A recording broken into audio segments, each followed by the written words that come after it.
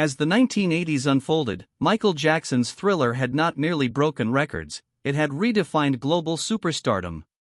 With over 66 million copies sold worldwide, he was not just a musician, but a cultural phenomenon, a transcendent figure whose every move commanded attention. He had shattered racial barriers on MTV, revolutionized music videos into short films, and captivated audiences with his unparalleled artistry and stage presence. The world watched, mesmerized, as the young man who had once been a child prodigy transformed into an untouchable icon, poised to conquer even greater heights. This was the undisputed era of the King of Pop. Following the monumental success of Thriller, expectations for Michael Jackson's next album were astronomical. In 1987, he delivered Bad, an album that, while not surpassing its predecessor's sales, solidified his artistic vision and proved his enduring appeal. It spawned an unprecedented 5 consecutive U.S. #1 singles, further cementing his place in music history. The accompanying Bad World Tour was his first solo global trek, performing to millions across continents, showcasing an evolved stage persona and even greater artistic control.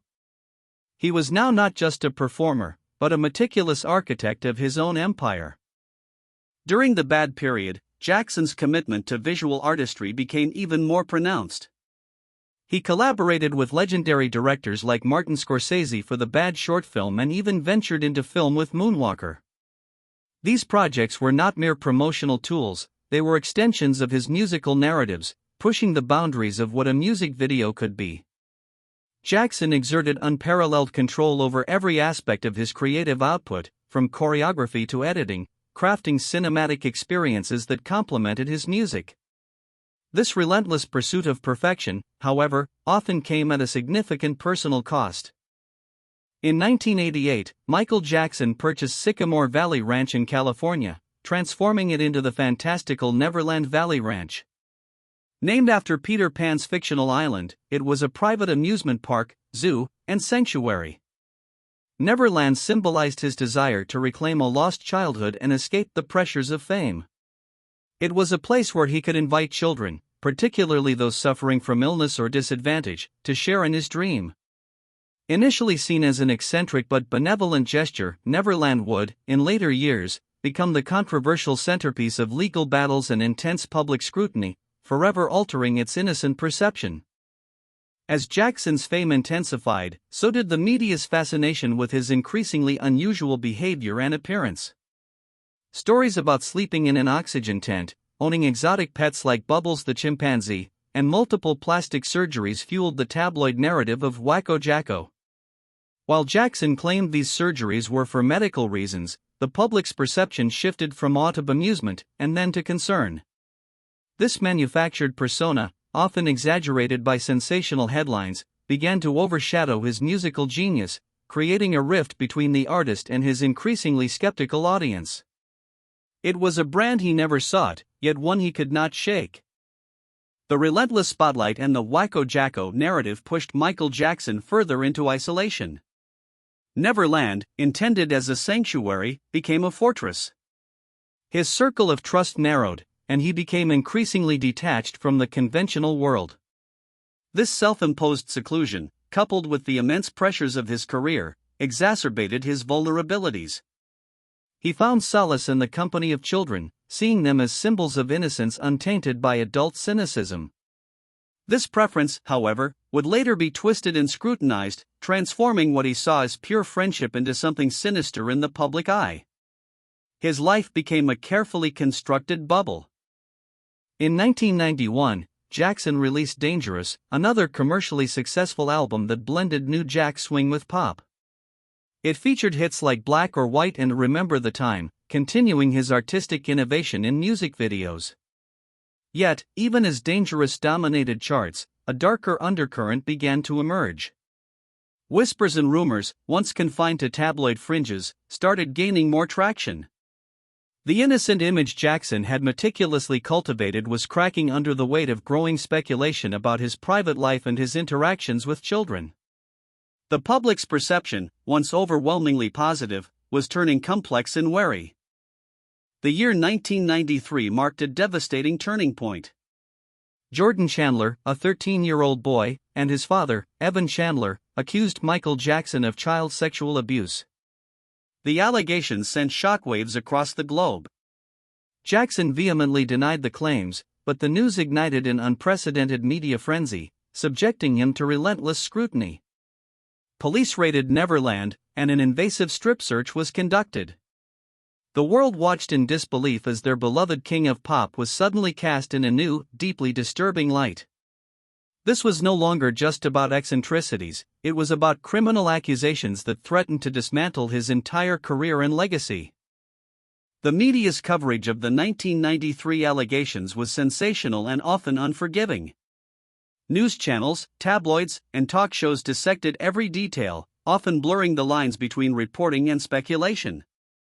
Public opinion was sharply divided, some fiercely defended Jackson, while others were quick to condemn him. The immense pressure took a visible toll on his physical and mental health. He became increasingly gaunt, reliant on pain medication, and appeared fragile during public appearances. This period was a brutal public trial by media, one that profoundly wounded his image and deeply affected his trust in the outside world. He was no longer untouchable. In 1994, rather than facing a public trial, Michael Jackson reached an out-of-court settlement with the Chandler family for an undisclosed sum, rumored to be around $23 million. While Jackson maintained his innocence, stating the settlement was to avoid the stress of a prolonged trial and protect his family, many interpreted it as an admission of guilt. This decision proved to be a double-edged sword. It ended the immediate legal threat but cast a permanent shadow over his reputation. The settlement became a persistent talking point, fueling doubt and suspicion that would haunt him for the rest of his life and beyond. In the wake of the allegations, Jackson made several attempts to redefine his personal life. In 1994, he married Lisa Marie Presley, daughter of Elvis Presley, in a highly publicized union. The marriage, often viewed skeptically by the public as a PR move, lasted less than 2 years. Following their divorce, he married Debbie Rowe, a dermatological nurse who had worked for his dermatologist. With Rowe, he had 2 children, Prince Michaeli and Paris. These relationships offered glimpses into a desire for normalcy and family, yet they also became subjects of intense media speculation, failing to truly mend his shattered public image. In 1995, Michael Jackson released History, Past, Present and Future, Book I, a double album featuring a greatest hits disc and a new album of original material. More than just a musical offering, History was Jackson's defiant and often angry response to the media, the allegations, and his perceived persecution. Tracks like Scream, a duet with sister Janet Jackson, and They Don't Care About Us openly addressed his frustrations. The album was a commercial success, selling over 20 million copies worldwide, but its raw, confrontational tone marked a departure from his previous universal pop anthems. It was a plea for understanding, delivered with artistic force. Despite continued album sales, Michael Jackson's lavish lifestyle and legal expenses began to exert immense financial pressure. Neverland alone cost millions annually to maintain.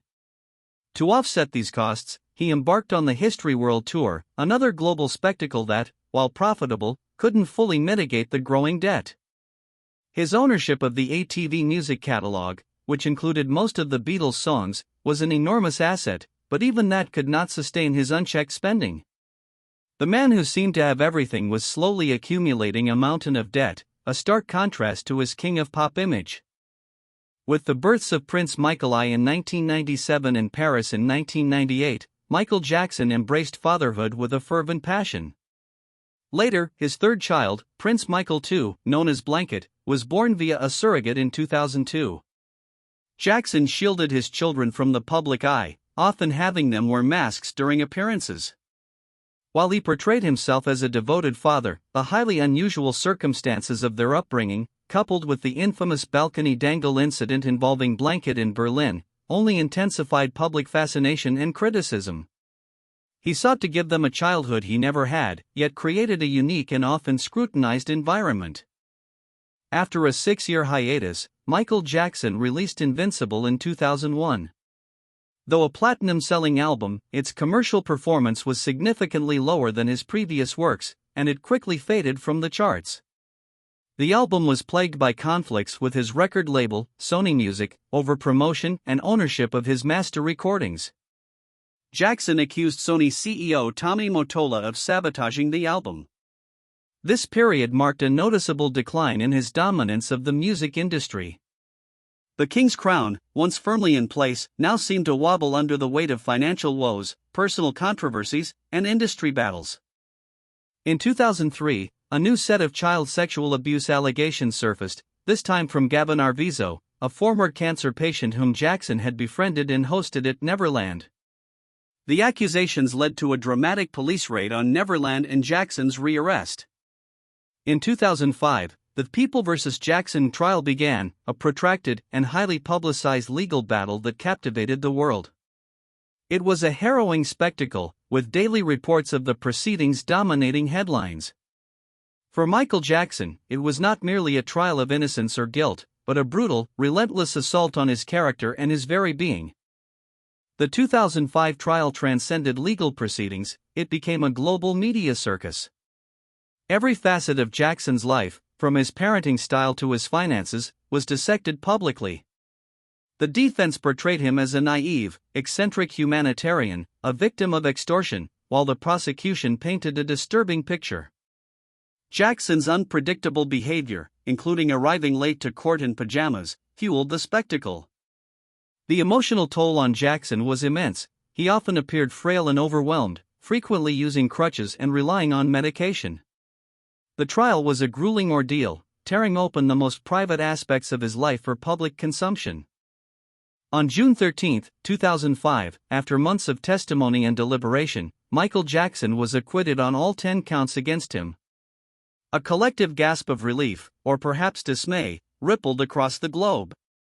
While legally vindicated, the trial left an indelible mark. His public image, already fractured, was irreparably damaged, and his financial situation was precarious. The trust he once shared with his fans was shaken, and a significant portion of the public remained suspicious. The King of Pop was free, but at a profound cost. His innocence was affirmed by law, but his reputation remained forever stained in the court of public opinion. Following his acquittal, Michael Jackson largely withdrew from public life, relocating abroad to Bahrain, Ireland, and later returning to the U.S. Neverland Ranch, once his sanctuary, became a burden and was eventually closed. He maintained a low profile, rarely performing or recording new music. The emotional and financial toll of the trial was immense, leaving him isolated and burdened by debt. His health, both physical and mental, continued to deteriorate as he grappled with the aftermath of years of relentless scrutiny. This period was marked by a quiet struggle, far from the dazzling spotlight he once commanded effortlessly. In March 2009, Michael Jackson announced a series of comeback concerts titled This Is It at the O2 Arena in London. Initially, 10 shows were planned, but due to overwhelming demand, it quickly expanded to 50. The announcement generated immense excitement, with tickets selling out in record time. It was poised to be the greatest comeback in music history, a chance for the King of Pop to reclaim his throne and financial stability. Fans worldwide eagerly anticipated his return to the stage, hoping to witness the magic once more. This was to be his triumphant re-entry into the global spotlight. Behind the scenes, the preparations for This Is It were intense. Footage from rehearsals showed Jackson, though appearing thin, still possessing his iconic dance moves and vocal prowess. He was deeply involved in every detail, from choreography to lighting, demonstrating his perfectionism. However, concerns about his health and his reliance on prescription medication were quietly growing among his team. Despite his visible dedication and the energy he poured into rehearsals, the immense pressure of the 50-show residency, coupled with underlying health issues, proved to be an overwhelming challenge that would ultimately lead to tragedy. On June 25, 2009, just weeks before the This Is It concerts were scheduled to begin, Michael Jackson died suddenly at his Los Angeles home. The cause of death was ruled an overdose of propofol and benzodiazepines administered by his personal physician, Dr. Conrad Murray. News of his passing stunned the world, triggering an outpouring of grief and shock across all continents. The King of Pop, a figure of unparalleled global fame and controversy, was gone. His death marked the tragic end of a life lived intensely under the spotlight, leaving behind a complex legacy that immediately began to be re-evaluated. The world mourned Michael Jackson's death with an intensity rarely seen. A public memorial service at the Staples Center was broadcast globally, drawing billions of viewers. Fans gathered at impromptu shrines, his music soared to the top of the charts once more, and tributes poured in from fellow artists, world leaders, and ordinary people. His death sparked a re-evaluation of his life, with many choosing to focus on his artistic genius and humanitarian efforts, setting aside the controversies that had plagued his later years. The outpouring demonstrated the enduring, profound impact he had on popular culture worldwide. Michael Jackson's story remains one of the most compelling and tragic in modern history. He was a prodigious talent, a groundbreaking artist, and a global phenomenon whose music continues to transcend generations and borders. Yet, he was also a figure deeply marked by the pressures of fame, personal struggles, and persistent controversy. His complex legacy forces us to confront the duality of genius and vulnerability, public adoration and private torment. Through it all, his artistry endures, reminding us of the man who dared to dream a fantastical world into existence and forever changed the sound and vision of popular music.